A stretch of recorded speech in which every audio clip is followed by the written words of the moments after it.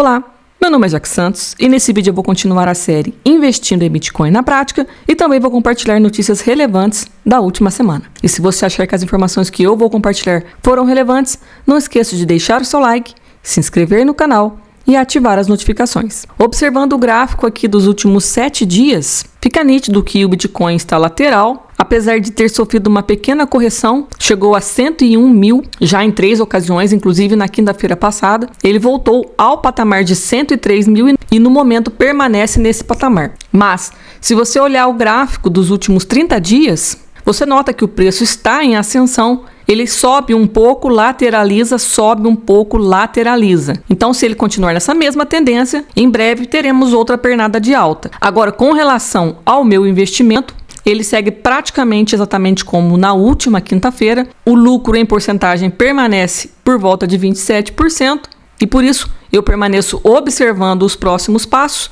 Se continuar subindo, vou continuar observando. Se tiver uma correção, eu analiso se vou voltar a aportar, porque existe uma liquidez relevante muito grande, 93 mil dólares.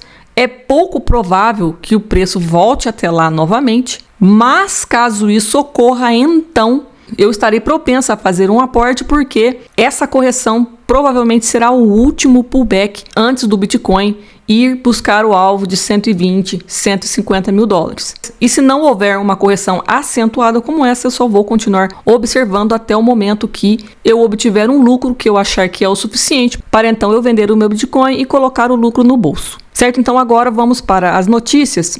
Nessa primeira notícia é uma notícia positiva, porque a reserva estratégica de Bitcoin foi aprovada no estado do Arizona, nos Estados Unidos. É o segundo estado, depois de New Hampshire, que criou essa reserva estratégica. É um passo muito importante, porque à medida que mais estados vão adotando a reserva estratégica em Bitcoin, maior é a probabilidade de que o ativo se valorize com o passar do tempo. E seguindo as notícias relativas a estados e governos, o governo de Dubai aceitará pagamentos com criptomoedas por meio de parceria com a Crypto.com. E o interessante é que o Departamento de Finanças de Dubai anunciou essa parceria que vai permitir que taxas de serviços governamentais sejam pagos com criptomoedas de grande capitalização. Então é um reconhecimento de um país aceitando criptomoedas para pagar taxa de serviços governamentais. É um passo realmente importante.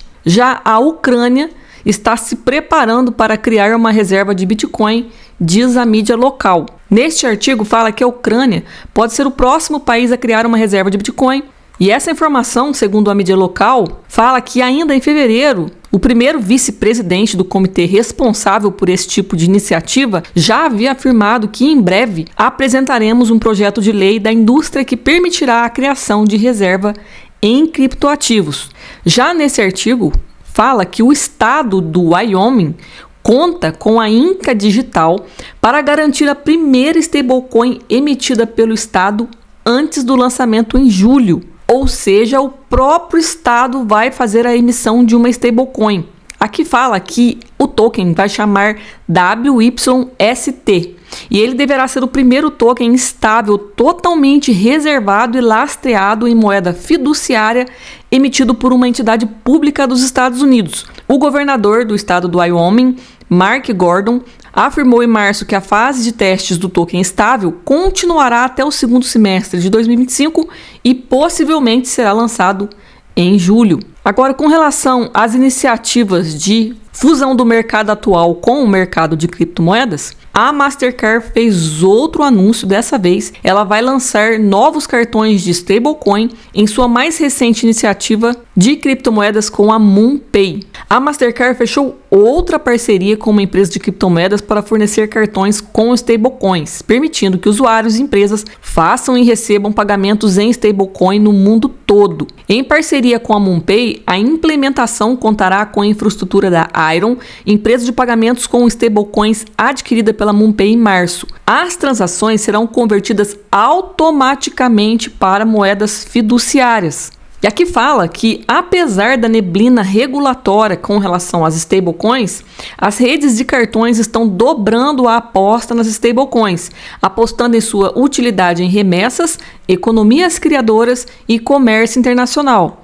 E essa neblina regulatória mencionada aqui nesse artigo se refere à informação que eu compartilhei no vídeo da semana passada, onde o Congresso não aprovou a lei para regulamentar as stablecoins ainda, porque a princípio parecia que era algo perdido, mas segundo as informações que eu vi essa semana, ainda existe alguma esperança de que haja um acordo e isso seja aprovado em algum momento no futuro. Mas atualmente ainda há uma insegurança a respeito das stablecoins em razão da falta dessa regulamentação. E uma das notícias mais faladas dessa semana foi que a Coinbase foi listada na S&P 500. É a primeira empresa no mercado de criptomoedas a ser listada no mercado regular e isso, de fato, é um divisor de águas para o mercado de criptomoedas. É uma barreira que muitos pensavam que nunca seria quebrada, mas com certeza a Coinbase será a primeira de muitas empresas criptos a serem listadas no S&P 500, Nasdaq e demais bolsas de valores pelo mundo.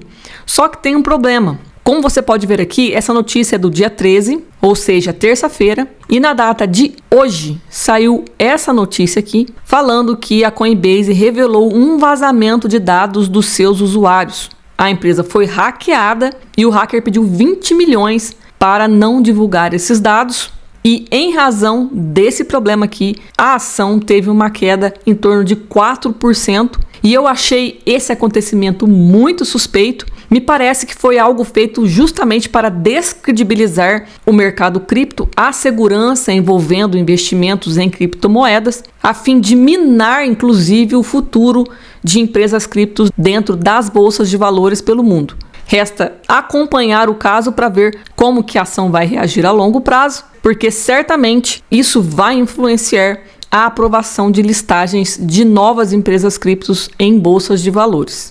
Agora eu vou falar sobre o mundo das criptomoedas no Brasil. Nessa primeira notícia aqui, a Receita Federal adota a blockchain e aposenta sistema antigo de acesso a dados. Nova portaria exclui o antigo sistema legado HOD, abrindo as portas para novas ferramentas modernas. A Receita Federal publicou na sexta-feira, dia 9, uma nova portaria que regulamenta o uso da blockchain para acesso a dados públicos. Por meio da portaria COTEC número 234 de 2025, o fisco busca modernizar a forma que compartilha os seus dados. E a justificativa para essa mudança é que o uso da tecnologia blockchain nesse contexto permite maior segurança, integridade e rastreabilidade das informações. Já nesse artigo fala que as ações da Melius dispararam enquanto a empresa acelera a adoção do Bitcoin. No dia em que foi noticiado que a Melius fez o investimento em Bitcoin, eu olhei a ação e ela estava valendo R$3. Se você olhar o gráfico, antes dessa alta, estava valendo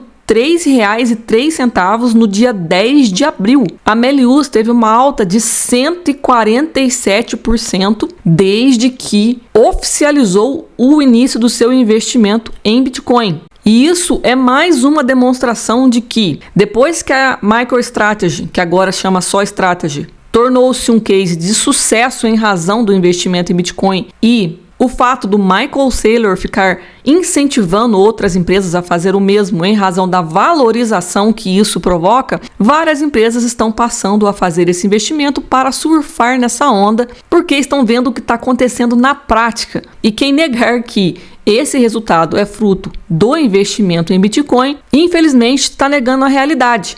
Basta ver aqui nesse outro artigo que o Mercado Livre aumentou a sua exposição em Bitcoin com nova compra. E eu já tinha noticiado em outro vídeo que o Mercado Livre também tinha comprado essa ideia e que o Mercado Livre não é empresa de gente boba, porque se fosse uma empresa gerida por pessoas bobas, não seria considerada a maior empresa da América Latina, passou inclusive a Petrobras. Então, para quem ainda é cético com relação ao Bitcoin, vale a pena reavaliar a sua visão, não baseado em achismos ou no que outras pessoas dizem a respeito desse tipo de investimento, mas sim o que acontece na prática. Eu não sou maximalista, eu não acho que Bitcoin é a solução dos problemas financeiros, é a solução do mundo. Eu não faço parte desse time. Eu me atenho simplesmente ao fato de que um investimento pode dar retorno ou não pode dar retorno e, levando em consideração o que acontece na prática, não tem como não reconhecer que esse investimento reserva grande potencial em um futuro muito breve. E daqui uns 3, 4 anos, quando alguém assistir esse vídeo, vai poder analisar se o que eu estou falando é uma viagem na maionese ou não, porque a finalidade desses vídeos que eu estou fazendo é justamente documentar a minha opinião sobre o Bitcoin, para que lá no futuro eu mesma possa ver se eu estava redondamente enganada ou se o meu achismo tinha fundamento. Agora eu vou compartilhar um outro artigo aqui que eu achei muito interessante, onde fala que investidores brasileiros de criptomoedas são mais jovens e ricos. E eu vou compartilhar os dados aqui do artigo, que fala que foram entrevistadas 5.846 pessoas. E essas pessoas relataram o tipo de investimento que elas fazem. Em primeiro lugar, de longe, ainda reina absoluta a poupança. Em segundo lugar, o título privado. Terceiro lugar, investimento não financeiro. Quarto, fundos. E em quinto lugar aqui está a moeda digital, que na verdade são as criptomoedas.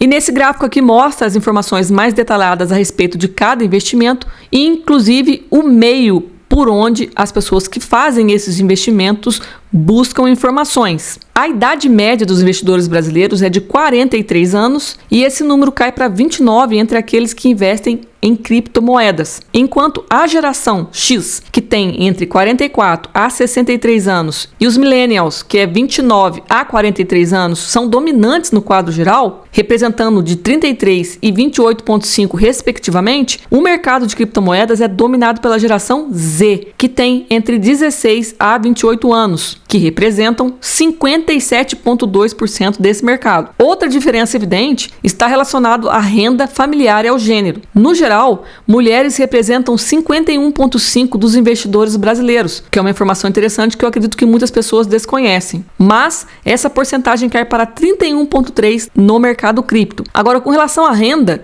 o principal grupo de investidores de criptomoeda ganha entre 3 a 5 salários mínimos. Em contraponto, a faixa predominante é entre aqueles que ganham até um salário mínimo. Agora, para finalizar, eu vou compartilhar um trecho de um artigo muito interessante. O título dele é Uma Nova Era, o Sistema Monetário Apoiado por Bitcoin. Se você tem interesse nesse tipo de conteúdo, eu recomendo que você leia o artigo inteiro.